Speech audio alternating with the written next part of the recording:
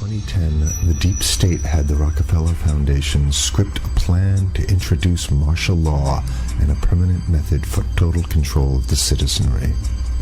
In this plan that they disguised as an academic scenario, as they called it, the method they would use to gain complete prison-like control of the entire population was to infect them with a devastating biological pandemic, and then, under the guise of protecting us from this threat, they would be free to implement their final solution, a prison state.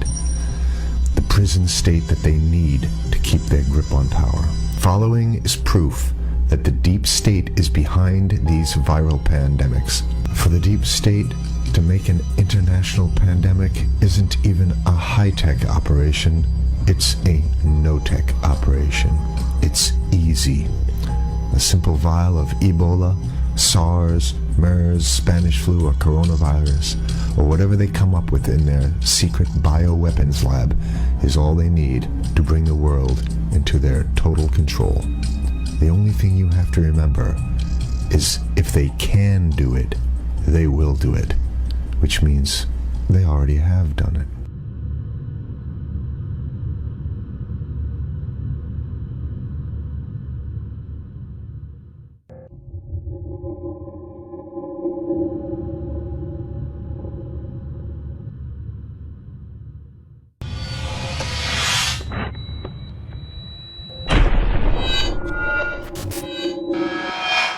The ruling establishment has a lot of, they will stop at nothing to complete their toolkit of control, right?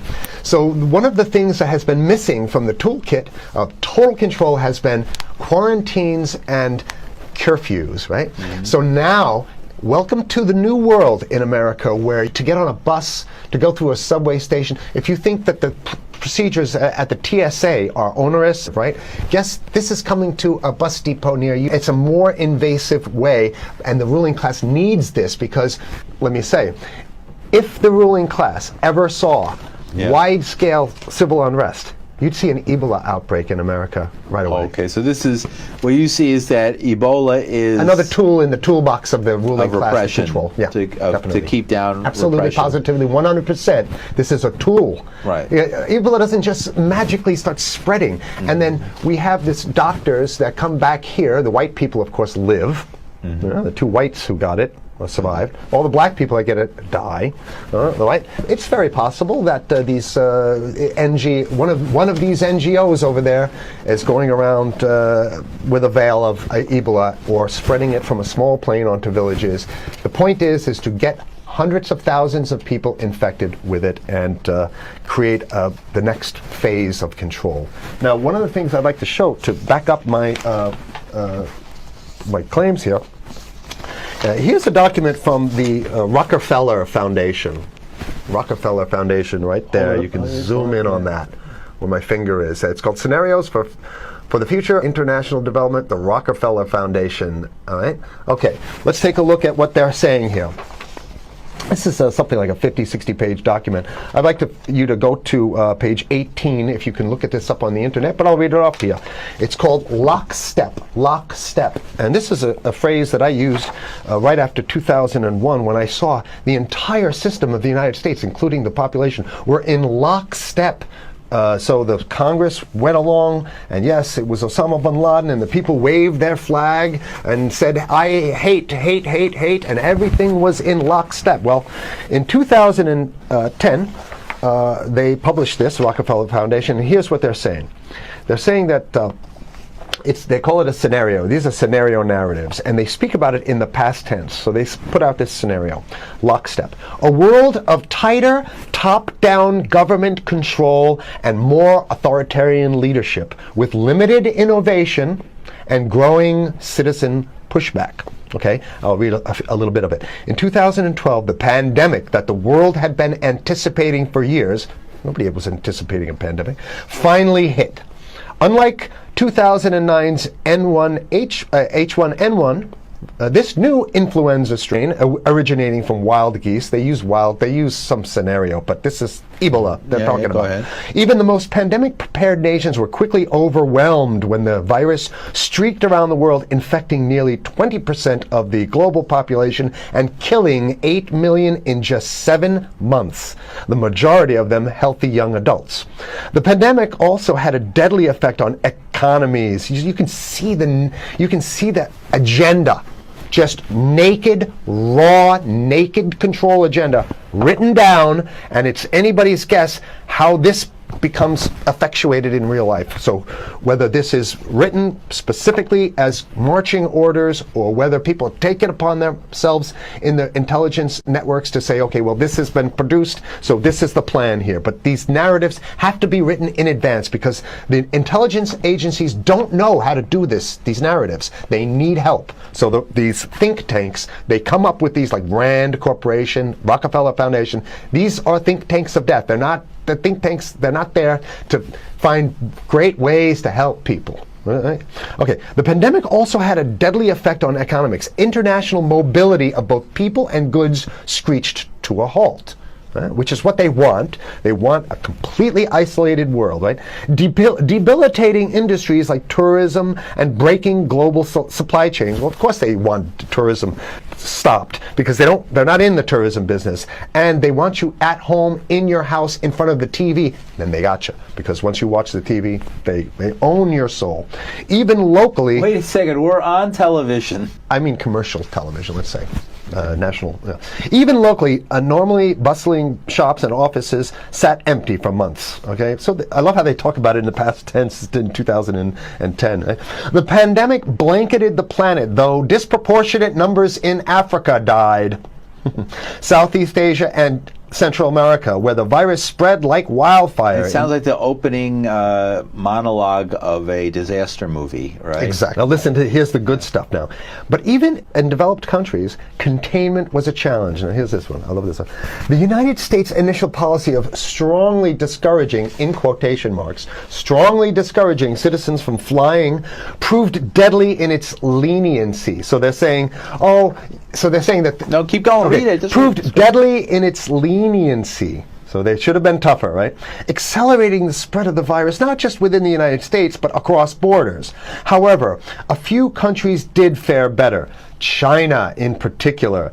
The Chinese government's quick imposition and enforcement of mandatory quarantine for all citizens, as well as its instant and near hermetic sealing off of all borders, saved millions of lives, stopping the spread of virus far earlier than in other countries. So the message is here is we have to look towards the Chinese, the oppressive totalitarian Chinese regime as an example of what we need to be doing here. And of course, the ruling class here loves the Chinese regime because they have demonstrated to the ruling class the most efficient form of capitalism, which is authoritarian capitalism. So we have capitalism, but unfortunately we have this veil. I get it. We have this veil of democracy. This is very interesting. This is continue on. Okay. China's government was not the only one that took extreme measures to protect its citizens from risk and exposure. During the pandemic, national leaders around the world flexed their muscles, flexed their authority, and imposed airtight rules and restrictions. You can see the agenda. Go. Okay.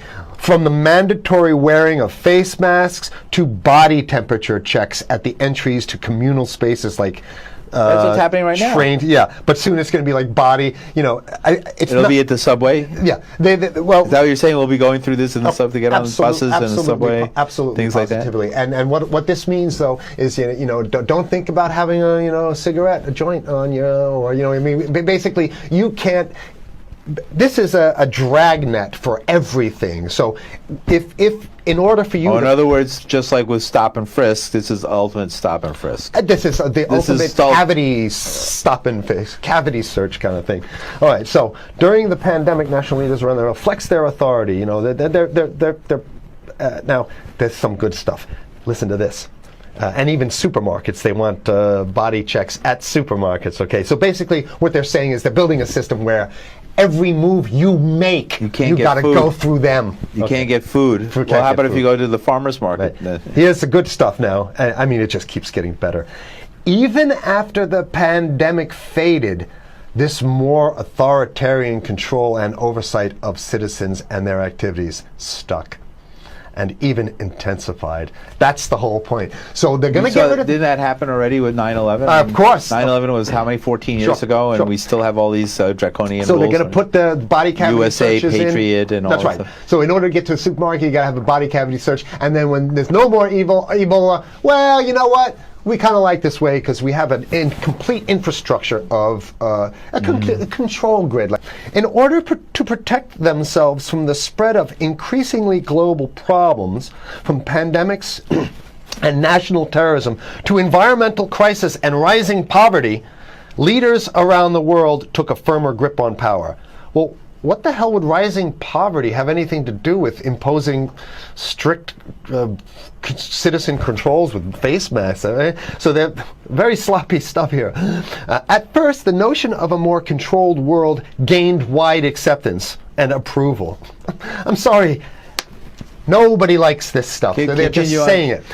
No, I have to provide analysis. Only because we only have 5 minutes left, so that's Oh my God, okay. Citizens willingly gave up some of their sovereignty and their privacy to more paternalistic states in exchange for greater safety and stability. I mean, that's just a complete naked contradiction to the famous saying that if you think you're going to give up a little bit of security, I mean, if you're going to give up your freedom for security, you're going to get neither. That's the long-standing thing. And here what they're doing is they're not even ashamed or embarrassed to absolutely say the exact opposite. They're saying, yes, we all want to give up our privacy and sovereignty for more stability and security and stability. So you don't get that.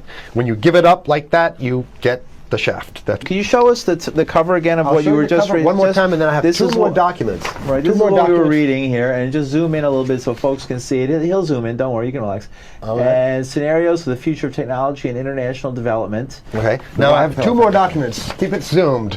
We have the National Security Memorandum of December 10th, 1974. This is Henry Kissinger's brainchild. The National Security Memorandum number 200. You can look that up on your internet. I'll summarize it. He says that there's too many people, we got to get rid of the population. So to answer your question. From earlier. Yeah, he says, he used the word depopulation, which is different. Depopulation means killing people that already exist, and it's to get the minerals, because we need the minerals. And here's another one.